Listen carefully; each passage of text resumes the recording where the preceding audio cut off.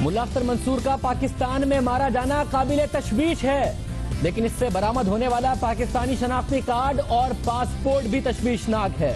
ये पहली मिसाल नहीं, इससे पहले कई गैर मुल्की अफराद बशमूल दहशतगर्द गैर कानूनी तौर पर पाकिस्तानी शनाख्त हासिल करते रहे हैं।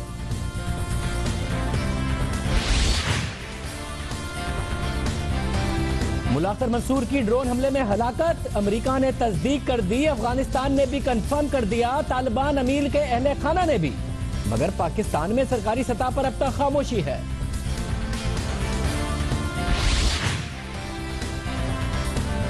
मुल्ला अख्तर मंसूर की पाकिस्तान में हलाकत के बाद अफगान अमन अमल खतरे से दो चार। पाकिस्तान की पोजीशन अब क्या होगी और मुज़ाकरात किस सिमत में जाएंगे, बेयकीनी खित्ते के लिए खतरनाक होगी।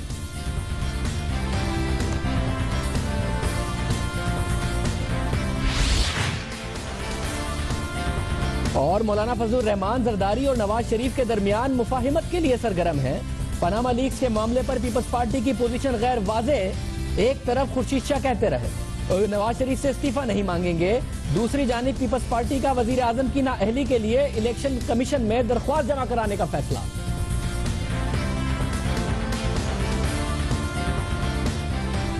अस्सलाम वालेकुम, मैं हूं शाहजेब खानजादा। प्रोग्राम में सबसे पहले बात करेंगे तालिबान अफगानिस्तान के अमीर के ड्रोन हमले में हलाकत की, और हलाकत हुई है पाकिस्तान में, और हलाकत हुई है एक ऐसे ड्रोन हमले में जो आज से पहले इस एरिया में नहीं किया गया, बलोचिस्तान में नहीं किया गया, फाटा ट्राइबल एरियाज में होते रहे। पाकिस्तान तशवीश का इजहार करता रहा, कंडेम करता रहा, मगर ड्रोन हमले जारी रहे। ये पहला वाकया है। अब तक जो हकाइक सामने आ रहे हैं वो हैरान कुन हैं, चौंका देने वाले हैं। सवालात पैदा होते हैं, पाकिस्तान के लिए सवालात पैदा होते हैं, अमरीकी पॉलिसी पर सवालात पैदा होते हैं, ईरान के लिए सवालात पैदा होते हैं। तहरीक तालिबान अफगानिस्तान के अमीर मुल्ला अख्तर मंसूर अफगानी ही नहीं, पाकिस्तानी शनाख्त भी रखते थे। न सिर्फ उनके पास पाकिस्तान से जाली शनाख्ती कार्ड बरामद हुआ है, बल्कि उनका पासपोर्ट भी हमने हासिल कर लिया है। और अहम बात यह है कि मुल्ला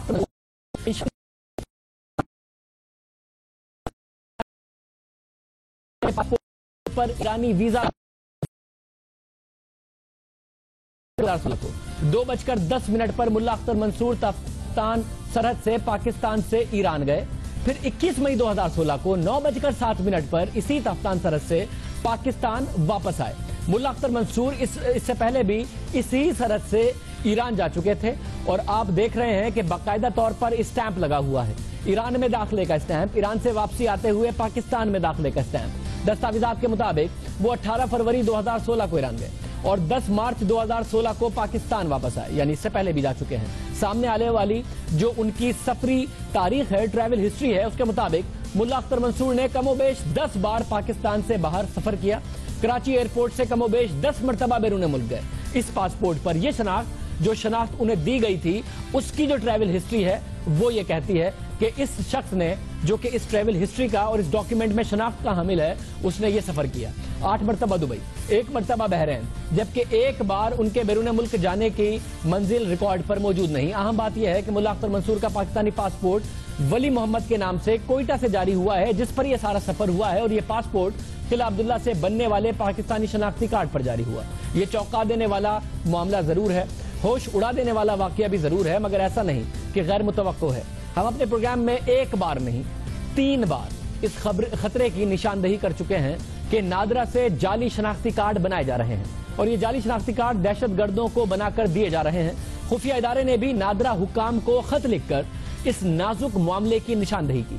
इस खत के मुताबिक 26 दिसंबर 2013 को कतर में उज़्बेक बैंक डकैती के इल्जाम में पकड़े गए, मगर उनके पास से उज़्बेकिस्तान की शनाख्ती कार्ड दस्तावेजात नहीं, बल्कि पाकिस्तानी शनाख्ती दस्तावेजात बरामद हुई। यानी जो वहां पर पकड़े गए उनके पास जो शनाख्ती दस्तावेजात थी वो पाकिस्तानी थी, उनके पास से जाली पाकिस्तानी शनाख्ती कार्ड और पासपोर्ट बरामद हुए जो जारी हुए थे। यही नहीं, हमने अपने प्रोग्राम में बताया था कि चंद नादरा अहलकार अफसरान और जाली शनाख्ती कार्ड के इजरा में खुद भी मुलविस हैं, और चंद हजार रुपयों के लिए इंतहाई मतलूब दहशतगर्दों को भी पाकिस्तानी शनाख्ती कार्ड जारी किए गए। कई दहशतगर्द पाकिस्तानी नहीं थे और ना ही उनका कोई ओरिजिन पाकिस्तानी था, लेकिन ये शनाख्ती दस्तावेजात उन्हें इशू की गई। और 6 अगस्त 2015 को एक इंटेलिजेंस रिपोर्ट को उजागर करते हुए हमने बताया था कि किस तरह नादरा मुलाजमीन 10-20 हजार रुपए के लिए किसी को भी शनाख्ती कार्ड बनाकर देते रहे हैं, और ये अमल जारी रहा। नादरा में कई अफसरान जाली शनाख्ती कार्ड के इजरा में मुलविस रहे हैं। ये उस मुल्क की बात हो रही है, पाकिस्तान की बात हो रही है, जहां पर दहशतगर्दी उरूज पर है। और यहां नादरा को एक खुफिया एजेंसी ने एक लिस्ट भेजी है जिसमें बताया गया है कि नादरा के चंद मुलाजमीन दहशतगर्दों को जाली शनाख्ती कार्ड बनाकर देते रहे हैं। इंटेलिजेंस ने सिर्फ इस बात का इंकिशाफ नहीं किया कि नादरा से हजारों की तादाद में जाली शनाख्ती कार्ड जारी हो रहे हैं, बल्कि इन अफसरान और दफातर की निशानदेही भी की है जो इस घिनौने काम में मुलविस थे। ये बात उस वक्त सामने आई जब सिक्योरिटी एजेंसीज दहशतगर्दी के खिलाफ मुख्तलिफ ऑपरेशंस में कई दहशतगर्दों को निशाना बना रहे थे और उन दहशतगर्दों से बरामद किए गए शनाख्ती कार्ड की तहकीक की गई तो उनकी कड़ियां कराची के मुख्तलिफ दफातर से जा मिली।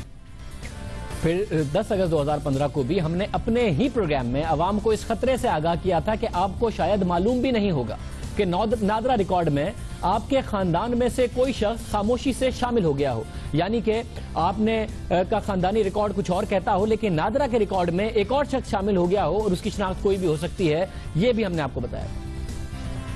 आपको शायद मालूम भी नहीं होगा कि आपकी अपडेट कराई गई तादाद के बाद भी आपके खानदान में कोई शख्स खामोशी से शामिल हो गया हो, और हो सकता है कि वो कोई गैर मुल्की हो, जराइम पेशा हो या नया फर्द खतरनाक दहशतगर्द भी हो सकता है। स्कैंडल का सबसे खतरनाक पहलू यह है और इंतहाई खतरनाक है, सबसे खतरनाक है और पाकिस्तान के हालात को देखते हुए बिल्कुल बहुत ज्यादा खतरनाक है कि नामालूम गैर मुल्कियों को बिना किसी तहकीक के, बगैर किसी तहकीकात के और बगैर किसी तफ्तीश के पाकिस्तानी शहरियों के खानदानों की तफसीलात या उनके फैमिली ट्री में शामिल कर दिया जाता है। हमने अवाम के मफाद और मुल्क की सलामती के इस अहम मौजू को फिर 20 अगस्त 2015 को मौजूए प्रोग्राम बनाया। बार बार हुक्काम को इस हवाले से बताने की कोशिश की, जिसमें हमने ये बताया था कि नादरा के चंद करप्ट अहलकार चंद हजार रुपयों के लिए अलकायदा के इंतहाई मतलूब दहशतगर्दों को शनाख्ती कार्ड बनाकर देते रहे हैं। और जाली शनाख्ती कार्ड एक ऐसे दहशतगर्द को भी बनाकर दिया गया जिसके सर की कीमत 50 लाख अमरीकी डॉलर थी। नादरा के चंद करप्ट अहलकार चंद हजार रुपयों के लिए अलकायदा के इंतहाई मतलूब दहशतगर्दों को शनाख्ती कार्ड बनाकर देते रहे। ये जाली शनाख्ती कार्ड एक ऐसे दहशतगर्द को भी बनाकर दिया गया जिसके सर की कीमत 50 लाख अमरीकी डॉलर थी, यानी कि 50 करोड़ रुपए थी। नादरा के करप्ट अफसरान ने अमरीका को मतलूब एक अहम दहशतगर्द अदनान लश्करी जमा को शनाख्ती कार्ड बना के दिया और दहशतगर्द तंजीम अलकायदा का ये एक अहम रहनुमा था। सऊदी अरब से ताल्लुक रखने वाले इस दहशतगर्द को कुछ अरसा पहले ये दहशतगर्द कुछ अरसा अमेरिका में मुकीम रहा और दिसंबर 2014 में जनूबी वजीरिस्तान में पाक फौज के ऑपरेशन के दौरान मारा गया। हमने मुसलसल जिस खतरे की निशानदेही की, आज वो साबित हो गया। मुल्ला अख्तर मंसूर के मिलने और वाले मुबैना शनाख्ती दस्तावेजात ने रियासती इस अमल में और इस सारे के सारा जो दहशतगर्दी के खिलाफ जंग है, इस हवाले से जिस बात की हम तनबीह करते रहे, जिसकी बार बार बात करते रहे, वो बात वाज़ेह हुई। ये भी कहा जाता रहा जब भी हमने प्रोग्राम किया कि इसके खिलाफ कार्रवाई हो रही है, नादरा में क्रैकडाउन हो रहा है और बड़ी शदीद किस्म की कार्रवाई हो रही है। लेकिन किस किस्म की कार्रवाई हुई, क्या मामला हुआ कि एक शख्स जिसके बारे में कहा जा रहा है कि उसने मुतादिद बार सफर भी किया, ईरान भी जा रहा था, सबसे ज्यादा सवालात वजारत दाखिला पर उठ रहे हैं। और ये कि क्या मामला था कि अफगान तालिबान का कोई छोटा मोटा फाइटर नहीं, कोई नीचे के लेवल का तालिबान कमांडर नहीं, बल्कि अफगान तालिबान के अमीर जो मौजूदा अमीर हैं वो जाली दस्तावेजात के साथ सफर करते रहे, दुबई जाते रहे या जो भी दस्तावेजात उनके नाम पर इशू हुई है, और ईरान भी जाते रहे। साथ साथ ईरान के हवाले से भी सवालात पैदा होते हैं। हालांकि उनकी तरफ से कहा गया है कि ईरान में इन्होंने सफर नहीं किया, मगर जाहिर है जिस दस्तावेज पर सफर किया उस पर अख्तर मंसूर का नाम नहीं लिखा हुआ, वली का नाम लिखा हुआ है। तो और जो डॉक्यूमेंट्स सामने आ रहे हैं, FIA के डॉक्यूमेंट्स हैं, जिसमें साफ नजर आ रहा है कि स्टैंप लगा हुआ है ईरान जाने का और ईरान से आने का।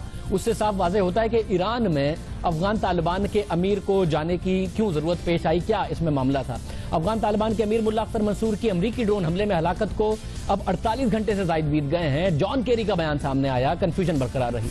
अमरीकी सदर बराक ओबामा का बयान सामने आया, गुमगू की कैफियत बरकरार रही। वजीर आजम नवाज शरीफ का बयान सामने आया, सूरत हाल वाज़ेह नहीं हुई। पाकिस्तानी वजारत खारजा भी वाज़ेह ना कर सकी। अमरीका ने पाकिस्तानी हदूद में अफगान तालिबान के अमीर को निशाना बनाया, पाकिस्तानी सरहदों को रोंद डाला। पहली दफा कबायली इलाकों से निकलकर बलोचिस्तान में कार्रवाई की। क्या अमेरिका ने इतनी बड़ी कार्रवाई से पहले पाकिस्तान को एतमाद में लिया? बिल्कुल नहीं लिया।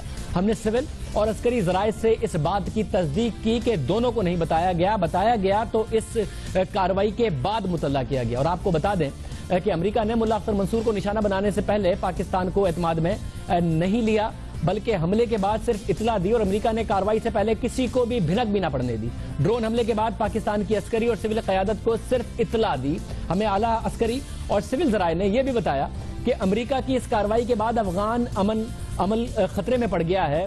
وہ کوشش جو پاکستان، افغانستان، چین اور امریکہ کر رہے تھے اس میں اب مزید مشکلات پیدا ہو گئی ہیں. امریکہ کا پاکستان میں یہ ایکشن مزید مشکلات پیدا کر سکتا ہے. ایک طرف براک اوباما اس بات کو اعتراف کر رہے ہیں کہ افغان طالبان کے امیر کو ڈرون حملے میں مارا گیا، دوسری طرف طالبان کو دعوت دے رہے ہیں کہ آپ مذاکرات کیجئے کیونکہ یہ جو امیر تھے یہ مذاکرات میں بڑی رکاوٹ تھے. مگر کیا جو تاریخ ہے افغان طالبان کی وہ یہ بتاتی ہے کہ ان کا امیر اگر مار دیا جائے تو وہ مذاکرات کی میز پر آ جائیں گے، یا اس کے برعکس بتاتی ہے؟ 2 دن قبل ہونے والی کارروائی کے بعد اٹھنے والا ایک سوال ہے اور اس کا جواب ہم نے اس حوالے سے جو کنفیوژن ہے وہ بھی برقرار ہے. 48 گھنٹے گزرنے کے بعد آج وزارت خارجہ حرکت میں آئی. ذرائع کے مطابق پہلے وزیر اعظم کے مشیر طارق فاطمی نے لندن میں وزیر اعظم نواز شریف سے رابطہ کیا، پھر وزارت خارجہ میں اہم اجلاس ہوا اور امریکی سفیر کو وزارت خارجہ طلب کر کے احتجاج کیا گیا. یہ اطلاعات ہیں. وزارت خارجہ تو کسی حد تک حرکت میں آ رہی ہے، مگر کئی سوالات جن کے جوابات ابھی تک سامنے نہیں آئے. پاکستان کے لیے عالمی سطح، علاقائی اور مقامی سطح پر نئی مشکلات کھڑی ہو گئی ہیں، مگر پاکستان کی سول اور عسکری قیادت خاموشی اختیار کیے ہوئے. وزیر اعظم نواز شریف نے ڈرون حملے کی تو مذمت کی، مگر نہ ملا اختر منصور کی ہلاکت کی تصدیق کی، نہ پاکستان کی پالیسی واضح کی. حکومت ہی نہیں، سیاسی اور مذہبی جماعتیں خاموش ہیں. ریاستی ادارے جو ہیں ان کی طرف سے بھی کوئی بیان سامنے نہیں آیا. امریکہ نے ملک کی سرحد کو روند ڈالا. ذمہ دار وفاقی وزارت دفاع اور اس کے ماتحت آنے والے اداروں کی ذمہ داری بنتی ہے، لیکن وہ بھی خاموش ہیں. ڈرون حملہ 70 کلومیٹر تک پاکستانی حدود میں گھس کر کیا گیا، کارروائی کر کے چلا گیا. عسکری ترجمان کا ٹویٹر ہینڈل بھی خاموش ہے. D G I S P R کی طرف سے اکثر ٹویٹس ہوتے ہیں، بہت سارے معاملات پر ہوتے ہیں. 48 گھنٹے ہو گئے اس معاملات پر ان کا ٹویٹر ہینڈل بھی خاموش ہے. ملا اختر منصور کا تباہ ہونے والی گاڑی سے ملنے والا مبینہ جعلی شناختی کارڈ، پاسپورٹ اور پھر بعد میں سامنے آنے والی ٹریول ہسٹری سب سے زیادہ وزارت داخلہ پر سوالات اٹھا رہی ہے، مگر وزیر داخلہ بھی خاموش ہیں. وزیر داخلہ چودھری نثار علی خان، جنہوں نے تحریک طالبان پاکستان کے امیر حکیم اللہ محسود کی ڈرون حملوں میں ہلاکت پر پریس کانفرنس کر دی تھی، وہ اب تک خاموش ہیں.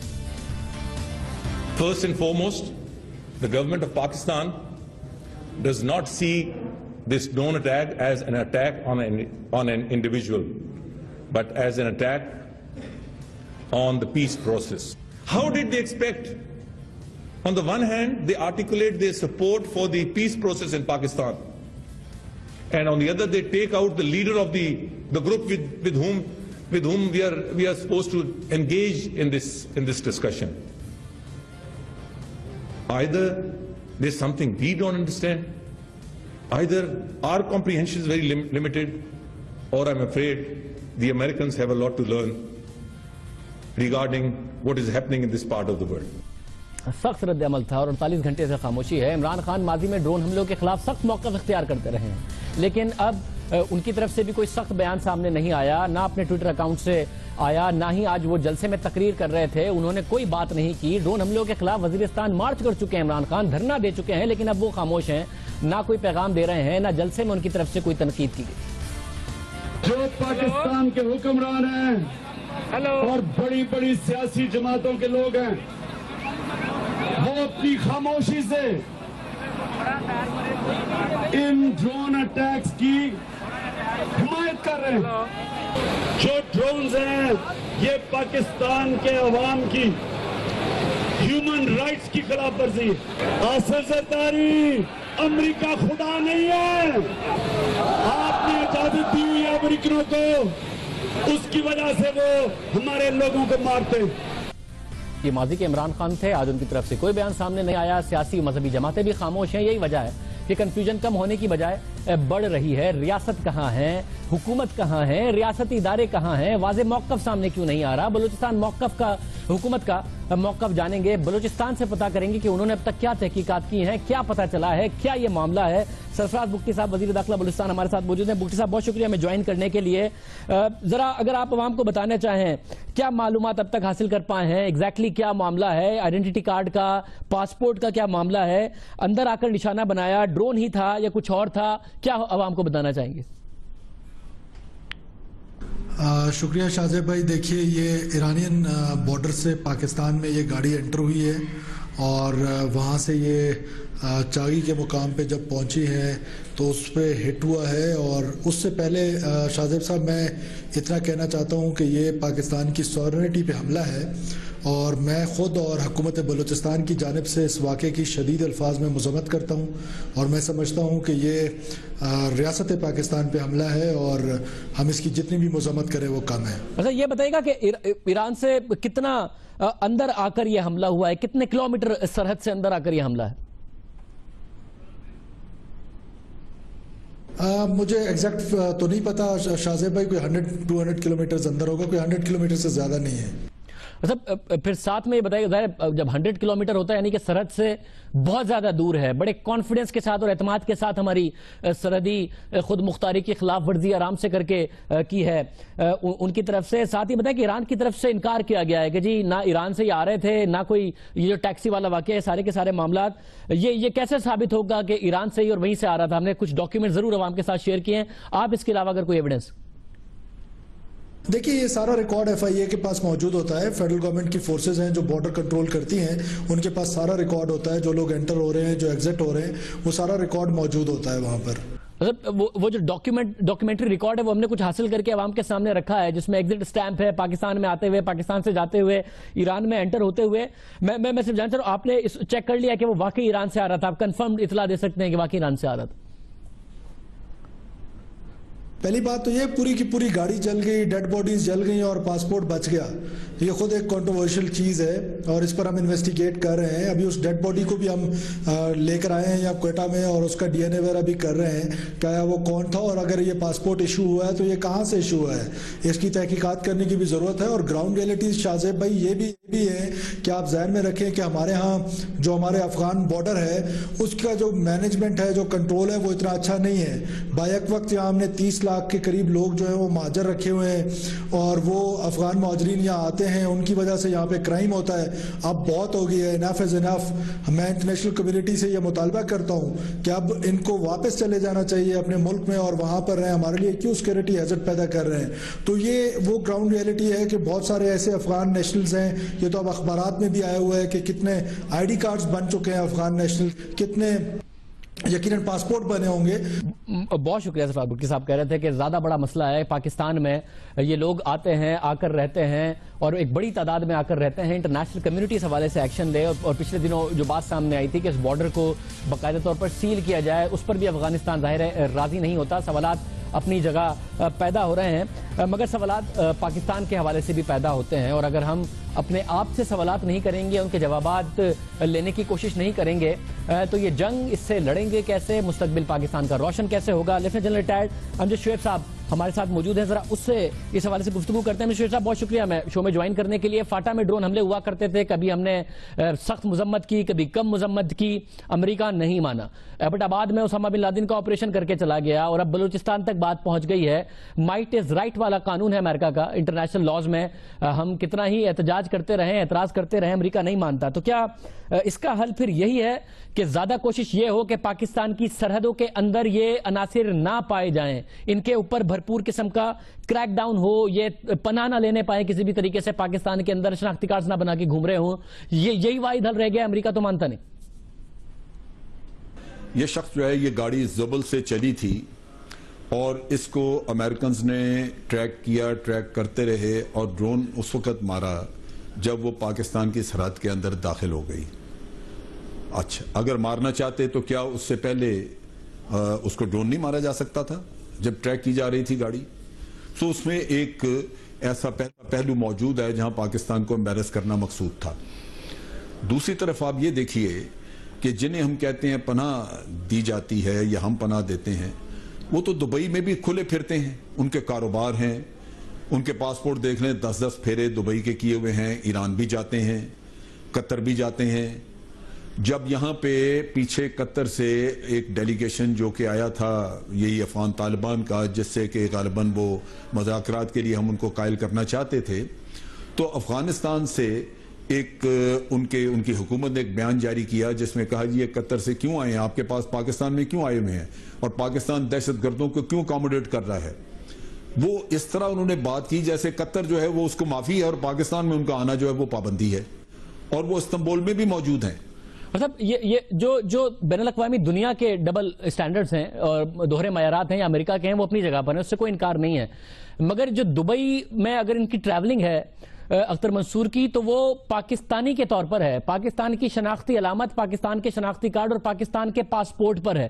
اگر ہم بین الاقوامی برادری سے یہ سوال اٹھائیں بھی کہ بھائی یہ ساری دنیا میں گھوم رہے تھے، تو کیا ہم سے یہ سوال نہیں اٹھے گا کہ بھائی آپ کے بنائے ہوئے شناختی کارڈ اور آپ کے بنائے ہوئے پاسپورٹ پر ہو رہے تھے، آپ نے کیوں شناختی کارڈ بنا کر دیا اور آپ نے کیوں پاسپورٹ ایشو کیا، جو کہ سارے کے سارے ڈاکیومنٹس بھی شیئر کیے گئے. ہم سے یہ سوال نہیں پوچھے گی بین الاقوامی برادری؟ کیوں پوچھے؟ یہاں بین الاقوامی برادری کو ہم ہزاروں دفعہ کہہ چکے ہیں کہ یہاں سے آپ افغان مہاجرین کو شفٹ کریں. افغان مہاجرین میں آپ ہزاروں کے لوگ دیکھ لیں تعداد میں جن کے پاس پاکستانی آئی ڈی کارڈ اور ان کے پاس پاکستان کے پاسپورٹ موجود ہیں، اور وہ رجسٹر کیے ہوئے تھوڑے ہیں، باقی جو پھیل گئے ہیں پورے ملک میں وہ اور ہیں، وہ اس سے کہیں زیادہ ہیں. اب ان کے تعلقات ہیں سارے ان لوگوں کے ساتھ، وہ پاسپورٹ بنائے گا ہم سے پوچھ کے. وہ جو افغانی مہاجر یہاں بیٹھے ہیں عمروں سے جن کے کنیکشنز موجود ہیں، جو ابھی نادرا میں بھی شاید کئی جاب کر رہے ہوں یہاں کے آئی ڈی کارڈ اور پاسپورٹ یہاں کے لے کے، تو وہ تو ان کو فیسیلیٹیٹ کرتے ہیں.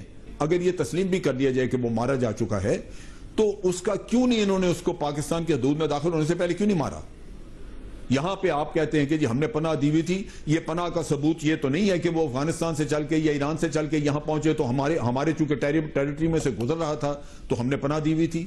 جیسا پھر آپ درست کہہ رہے ہیں کہ ایک سوال یہ امریکہ سے پیدا ہوتا ہے اور ان کے الائٹ سے کہ بھائی اگر آپ نے مارنا ہی تھا تو پاکستان کی سرحد میں داخل ہونے سے پہلے کیوں نہیں مارا، وہاں مار دیتے جہاں پہ وہ گیا تھا اور اتنے عرصے سے رہ رہا تھا. مگر کیا دوسرا سوال پھر اپنے آپ سے نہیں پیدا ہوتا کہ ان ڈرون حملوں میں بیت اللہ محسود بھی مارا گیا، حکیم اللہ محسود بھی مارا گیا، نیک محمد بھی مارا گیا، ہم مزدہ فضل اللہ کو بھی مارنے کا کہتے ہیں کہ جی وہ مطالبہ کیا جاتا ہے ہماری طرف سے. کہیں نہ کہیں ماضی میں پہلے یہ ایگزامپل آئے کہ جی پاکستان کی ریاست پاکستان کی اور حکومت پاکستان کی کنسنٹ تھی، رضامندی تھی ماضی میں ڈرون حملوں کے لیے. تو یہ ہم سے بھی سوال نہیں اٹھتا کہ ہم الائز ہیں، ہم تو ساتھی ہیں، ہمارے 100 کلومیٹر اندر آ کے مارنے کی ان میں ہمت ہے کیونکہ پتہ ہے کہ وہ آسانی سے وہ گیٹ اوے کر لیں گے. اس کے ساتھ ایران کے اندر مارنے کی ان میں ہمت نہیں ہوئی، حالانکہ ایران کے ساتھ اچھے تعلقات نہیں ہے. جہاں ان سے سوال اٹھتا ہے کہ اپنے آپ سے بھی یہ سوال نہیں اٹھتا. یہ بات ٹھیک ہے کہ ہماری حکومتیں جو ہیں وہ کوئی بہت سٹینڈ نہیں لیتی اور ان چیزوں کے اوپر ہم کمپرومائز کرتے ہیں. بالکل آپ کی بات درست ہے. آپ اس کو اس تناظر میں دیکھیں کہ 3 مہینے پہلے اوباما صاحب نے ایک سٹیٹمنٹ دی تھی جس میں انہوں نے کہا تھا کہ افغانستان اور پاکستان کا علاقہ اگلے 10 سال ڈی سٹیبلائز رہے گا. اور ہم سب ہنستے تھے اور ہمارے جو ہمارے جو وزارت خارجہ کے مشیر ہیں انہوں نے کہا کہ جی یہ بڑی عجیب سٹیٹمنٹ ہے، پاکستان تو ضرب اس کے بعد سٹیبلائز ہو رہا ہے. نہیں، یہ بات نہیں ہے. یہ خطے میں پالیسی بدل رہی ہے. ایک وقت تھا کہ امریکہ یہاں سے افغانستان کو سٹیبلائز کر کے نکلنا چاہتا تھا، اب وہ یہاں ہولڈ کرنا چاہتا ہے. اس کی اور انڈیا کی پالیسیز جو ہیں ان میں مطابقت ہے. وہ جو خطے میں رول اب لے کے جانا پلے کرنا چاہتا ہے اس کی ریلیشن شپ آپ کے اکنامک کوریڈور سے ہے. امریکہ نے انڈیا کے ساتھ لاجسٹک سپورٹ کے جو ایگریمنٹ کیے ہیں وہ بحر ہند میں ان کے بیسز یوز کرنے کے لیے ایگریمنٹ کیے ہیں، اور بحر ہند میں اب آنے کی امریکہ کا جو جواز ہے وہ یہی ہے کہ چائنا کی ساری ٹریڈ جو ہے وہ پیسیفک سے آپ کے ملاکا اسٹریٹ میں سے گزرتی ہوئی بحر ہند میں داخل ہوتی ہے اور انڈیا کے سامنے سے گزر کے وہ گلف اور افریقہ میں جاتے ہیں. آپ ان کے اس ڈیزائن کو سبٹاج کر رہے ہیں. جب آپ کا اکنامک کوریڈور بنتا ہے تو ان کی ٹریڈ جو ہے وہ سارے بحر ہند کو بائی پاس کر جاتی ہے. جنرل صاحب بہت شکریہ. جنرل صاحب اس حوالے سے اپنا ورژن دے رہے تھے. ایران کا کیا انٹرسٹ تھا؟ ایران کیوں طالبان کے امیر کو اپنے ملک میں اتنے عرصے کے لیے وہ رکیں گے؟ کیا ایسا ایران کا انٹرسٹ ہے؟ اس پر بات کریں گے. اور امریکی صدر کا یہ رویہ کہ جی ہم نے جو ڈائلاگ میں رکاوٹ تھا اسے مار دیا، طالبان آ کے مذاکرات کریں، کہ اگر کوئی ڈائلاگ نہ کرنا چاہے یا اس میں ریزسٹ کرے تو اس کو مارنا ہی بہتر حل ہے، اور اب اس سے کیا مذاکرات آگے بڑھیں گے، یا جو تاریخ ہے طالبان کی وہ یہی بتاتی ہے، یا پھر امریکی صدر نے تاریخ سے کچھ نہیں سیکھا؟ سب پہ بات کریں گے ایک بریک کے بعد.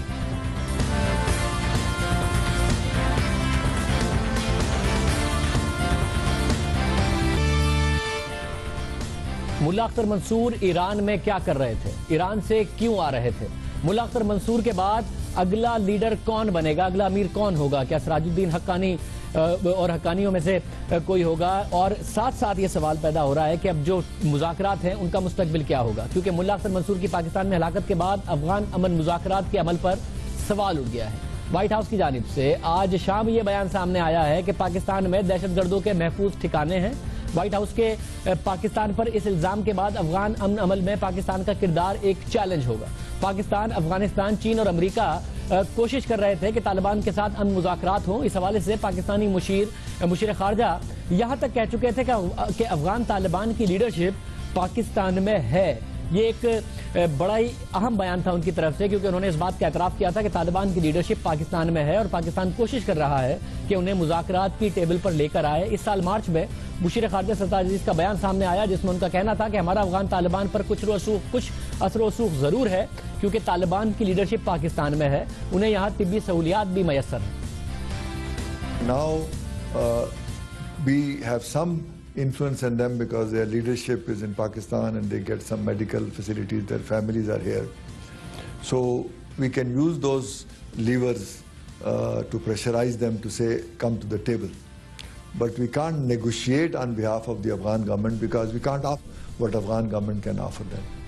ہم نیگوشیٹ نہیں کر سکتے, اثر و رسوخ ضرور رکھتے ہیں مگر اس طرح نیگوشیٹ نہیں کر سکتے افغان حکومت کے بیہاف پر, کیونکہ افغان حکومت انہیں جو آفر کر سکتی ہے ہم نہیں کر سکتے. ملا اختر منصور کی ہلاکت کے بعد پاکستانی اداروں نے اب تک کئی سوالاتوں کے جواب نہیں دیے, مگر افغانستان اور امریکہ کھل کر بول رہے ہیں.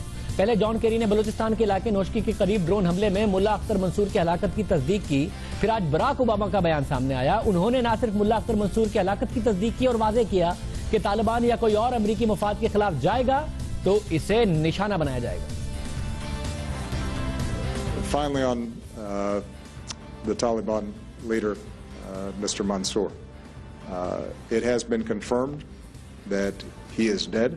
We have a high-profile leader who has been consistently part of operations and plans to potentially harm U.S. personnel, and who has been resistant to the kinds of peace talks and reconciliation that ultimately could bring an end to decades of war in Afghanistan.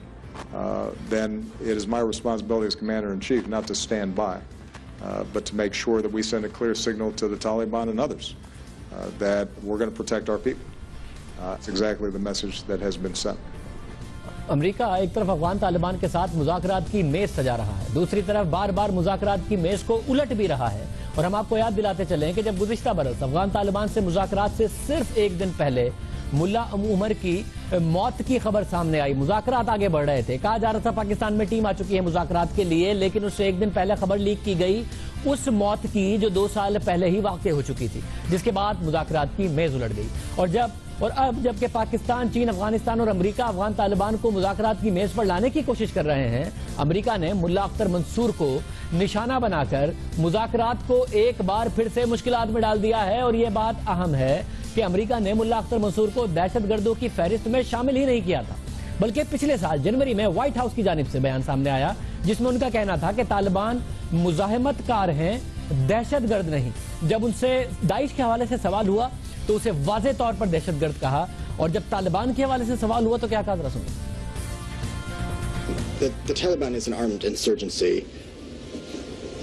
ISIL is a terrorist group, so we don't make concessions to terrorist groups. We feel the Taliban is a terrorist group. I don't think that the Taliban is an armed insurgency. داعش کو دہشت گرد قرار دے رہا تھا, اور یہی طالبان افغانستان کے صوبے ننگرہار میں داعش کے خلاف لڑ رہے ہیں. اور اب ملا اختر منصور کی ہلاکت کے بعد امریکہ جس حقانی نیٹ ورک کے خلاف کارروائیوں کا مطالبہ کرتا رہا ہے, اب اس کارروائی کے بعد اگر طالبان سراج الدین حقانی کو ہی اپنا نیا امیر نامزد کر دیتے ہیں تو پھر مذاکرات کس سمت میں جائیں گے. ایک طرف یہ دوہرا موقف ہے امریکہ کا, اور ڈائیلاگ ڈسٹرب ہو گیا, اس کے باوجود امید ہے کہ اب ڈائیلاگ آگے جاری رہے گا. رحیم اللہ یوسفزئی صاحب ہمارے ساتھ موجود ہیں. یوسفزئی صاحب بہت شکریہ ہمیں شو میں جوائن کرنے کے لیے. یہ امریکہ نے کیا تاریخ سے نہ سیکھتے ہوئے کام کیا ہے, یا جو کیا یہ مذاکرات کے لیے مثبت ہوگا اور مذاکرات آگے بڑھیں گے, کیونکہ بقول ان کے ملا اختر منصور رکاوٹ تھے؟ دیکھیں, میرے خیال میں امریکہ جو ہے وہ امن کا جو پروسیس تھا اس سے مایوس ہو گیا تھا. اس کو شاید یہ معلوم ہو گیا تھا کہ طالبان بات چیت نہیں کریں گے اور وہ جنگ کریں گے، تو میرے خیال میں امریکہ نے موقع سے فائدہ اٹھایا، ان کو ایکشنیبل انٹیلیجنس ملی بلوچستان میں، انہوں نے یہ حملہ کر دیا ہے۔ اب دیکھیں نا، بلوچستان میں پہلا ڈرون حملہ کرنا، پاکستان کو آگاہ نہ کرنا، طالبان کے امیر کو مار ڈالنا، پھر پہلی بار ہم دیکھ رہے ہیں کہ امریکہ نے کھلے عام اعلان کیا کہ یہ ڈرون حملہ ہم نے کیا ہے، پہلے وہ اس طرح کا اعلان نہیں کرتے تھے۔ تو لگتا یہ ہے کہ امریکی بالکل مایوس ہو گئے تھے، جو 4 ملکوں کا یہ گروپ تھا اس نے کوئی پیش رفت نہیں کی، اور یہ حملہ جو انہوں نے کر دیا ہے یہ اعلان جنگ ہے۔ ابھی وہ مزید بھی اس طرح کے حملے کر سکتے ہیں، اور میں سمجھتا ہوں کہ افغانستان میں تو پہلے ہی جنگ میں تیزی آئی ہے، ملا منصور کی ہلاکت کے بعد اس میں اور بھی اضافہ ہوگا، تو جو امن کی باتیں ہیں وہ بالکل پیچھے رہ گئی ہیں اور ابھی جنگ کی باتیں ہو رہی ہیں۔ تو یہ جو جنگ کی باتیں ہو رہی ہیں، اس کا مطلب ہے یہ جو آپٹیمزم دکھا رہے تھے براک اوباما کے، جو امن کی راہ میں رکاوٹ تھے وہ مارا گیا، اور اب آگے تو طالبان اب مذاکرات کی میز پر اس طریقے سے آئیں گے نہیں، طالبان کی طرف سے بھی آپ کو نہیں لگتا اعلان جنگ اس طرف سے ہوا؟ اگر امریکہ کی طرف سے طالبان بھی مجبور نہیں ہوں گے اس کے بعد، یا ڈر کے مذاکرات نہیں کر رہے ہوں گے؟ دیکھیں، یہ مجھے بالکل یہ جو منطق سمجھ نہیں آئی، یعنی وہ کہہ رہے ہیں کہ ایک آدمی ہی رکاوٹ تھا، اس کو راستے سے ہٹا دیا اور ابھی وہاں پہ امن کی باتیں ہوں گی، شانتی ہوگی۔ ایسا نہیں ہے، ملا منصور اکیلے مذاکرات کے مخالف نہیں تھے، ان کی اتنی بڑی حیثیت نہیں تھی کہ وہ اکیلے ہی طالبان تحریک کے سارے فیصلے کرتے، ان کی ایک شورا ہے اور شورا نے یہ فیصلہ کیا تھا، اور یہ ہے کہ ان کا پتہ تھا کہ اگر وہ بات چیت کریں گے تو اپنی صفوں میں ان کی مخالفت ہوگی۔ دیکھیں، جو پالیسی ملا عمر کی تھی کہ افغان حکومت کو نہیں ماننا، اس سے بات نہیں کرنی، وہی پالیسی منصور نے چلائی، اور میرے خیال میں آئندہ کا جو بھی امیر ہوگا وہ اسی پالیسی کو چلائے گا۔ ان حالات میں جب طالبان کا امیر مارا گیا ہے، وہ کوئی بات چیت نہ امریکہ سے کریں گے، نہ امریکہ کی حمایت یافتہ حکومت افغانستان سے کریں گے۔ مطلب نیا امیر کون ہو سکتا ہے ممکنہ طور پر آپ کے خیال میں؟ دیکھیں، ایک تو ان کے 2 نائب امیر ہیں، شیخ ہیبت اللہ اخندزادہ جو مذہبی عالم بھی ہیں اور وہ سیاسی اور مذہبی امور کو دیکھتے ہیں، ایک سراج الدین حقانی ہیں جو جنگی امور کو دیکھتے ہیں۔ تو میں سمجھتا ہوں کہ سراج الدین حقانی کو نہیں بنایا جائے گا، کیونکہ یہ امریکہ کو اشتعال دلانا ہوگا، اور چونکہ ان کی موجودگی پاکستان میں ہے تو پاکستان کے لیے مشکلات پیدا ہو جائیں گی، تو میرے خیال میں اس کو نہیں بنائیں گے۔ شیخ ہیبت اللہ اخندزادہ جو تھا وہ ملا منصور کے بہت قریب تھا، تو ایک ہی قبیلے کے لوگ ہیں، تو ان کے امکانات ہیں۔ لیکن ایک اور جو ہم نام سنیں وہ ملا محمد یعقوب کا ہے، جو ملا محمد عمر کے بڑے بیٹے ہیں۔ ان کی عمر کم ہے، تقریباً 26 سال، لیکن وہ فارغ ہو چکے ہیں مدرسے سے، عالم دین بن چکے ہیں، اور پھر یہ پچھلے کئی مہینے سے وہ طالبان کے فوجی کمیشن کے سربراہ ہیں، تو ان کے بارے میں یہ سن رہے ہیں کہ اگر وہ بنیں گے تو جو مخالف دڑا ہے طالبان میں، ملا رسول والا دڑا، وہ بھی ان کو امیر مان لے گا، اور وہ خود انہوں نے مجھ سے بھی بات کی ہے، وہ کہہ رہے ہیں کہ ملا یعقوب کے اوپر اتفاق رائے ممکن ہے، اختلافات اور دڑے بندی دور ہو جائے گی۔ ساتھ ایران جانا طالبان کے امیر کا، اور بار بار جانا، ایک دفعہ نہیں گئے، جیسا کہ ان کے پاسپورٹ ڈیٹیلز ہم نے عوام کے سامنے رکھی ہیں، سارا معاملہ کیا وجہ ہوگی ایران جانے کی؟ ہاں، یہ ایک بہت بڑا سوال ہے۔ ایران نے تو انکار کر دیا ہے کہ یہ آدمی ایران نہیں آیا، لیکن ہمیں معلوم ہے، افغان حکومت بھی کہتی ہے، امریکہ نے کئی بار الزام لگایا کہ ایران جو ہے وہ طالبان کی مدد کر رہا ہے، طالبان کو تربیت اور اسلحہ دے رہا ہے، اور یہ بات کوئی حیرانی کی بھی نہیں ہے، کیونکہ ان کا دشمن مشترکہ ہے، امریکہ دونوں کا دشمن ہے، طالبان کا اور ایران کا۔ حالانکہ طالبان جو ہیں وہ سنی ایکسٹریمسٹ ہیں، اور ایران میں جو حکومت ہے وہ ظاہر آیت اللہ ہیں، وہ طالبان کو اچھا نہیں سمجھتے، اور جب طالبان کی حکومت تھی تو تعلقات بہت ہی خراب ہو گئے تھے، حتیٰ کہ جنگ کا خطرہ پیدا ہو گیا تھا۔ لیکن حالات بدل گئے ہیں۔ امریکہ کی مخالفت میں میرے خیال میں دونوں نے ایک خفیہ اتحاد کیا ہے، اور یہ جو آپس میں ہم سنتے ہیں جو افغان حکام ہیں ہرات میں، فرا میں، نمروز میں، جو افغانستان کی بارڈر سے لگا ہوا علاقہ ہے، وہ تو بار بار کہتے ہیں کہ طالبان ایران جاتے ہیں، ان کو تربیت ملتی ہے، ان کو پیسہ اور اسلحہ ملتا ہے۔ بہت شکریہ یوسف زئی صاحب ہمارے ساتھ موجود تھے، ایشوز پر بات ہو رہی تھی، اور ان کے خیال میں جو ڈائیلاگ پروسیس ہے اس کو اعلان جنگ میں ہی بدل دیا ہے امریکہ نے یہ کارروائی کر کے، اور کوئی نیا امیر بھی آئے گا تو وہ ڈائیلاگ نہیں کر رہا ہوگا۔ پروگرام میں ایک بریک شامل کرتے ہیں، اور بریک کے بعد بات ہوگی پاکستان پیپلز پارٹی سوچتی کیا ہے اور چاہتی کیا ہے۔ ایک طرف خورشید شاہ صاحب کہتے ہیں وزیر اعظم کا استعفیٰ نہیں مانگ رہے، دوسری طرف لطیف کھوسہ صاحب استعفیٰ چھوڑیے وزیر اعظم صاحب کو ڈسکوالیفائی کرانے چلے ہیں۔ معاملہ کیا ہے، بات کریں گے ایک بریک کے بعد۔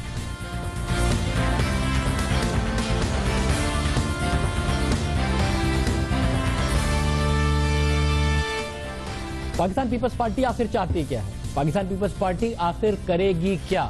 ایک تقریر میں بلاول بھٹو زرداری نے میاں نواز شریف سے استعفے کا مطالبہ کیا، پھر خورشید شاہ صاحب نے کہا کہ استعفیٰ نہیں مانگ رہے، پھر مولانا فضل الرحمان صاحب کے حوالے سے خبر آئی ہے کہ وہ متحرک ہوئے ہیں اور وہ صدر آصف علی زرداری صاحب، صدر آصف علی زرداری اور وزیر اعظم نواز شریف کے درمیان لندن میں، جبکہ اب وزیر اعظم نواز شریف لندن میں ہیں، ملاقات کروائیں گے، اور پھر وزیر اعظم اور ان کے خاندان کے کچھ لوگوں کی ڈسکوالیفیکیشن کے لیے، انہیں ہمیشہ کے لیے ڈسکوالیفائی کرانے کے لیے لطیف کھوسہ صاحب جو جنرل سیکرٹری ہیں پاکستان پیپلز پارٹی کے، وہ موو کر رہے ہیں۔ بات کریں گے لطیف کھوسہ صاحب سے کہ پیپلز پارٹی آخر کس کی سنے گی، زرداری صاحب کی یا بلاول بھٹو زرداری کی، کیا کرے گی؟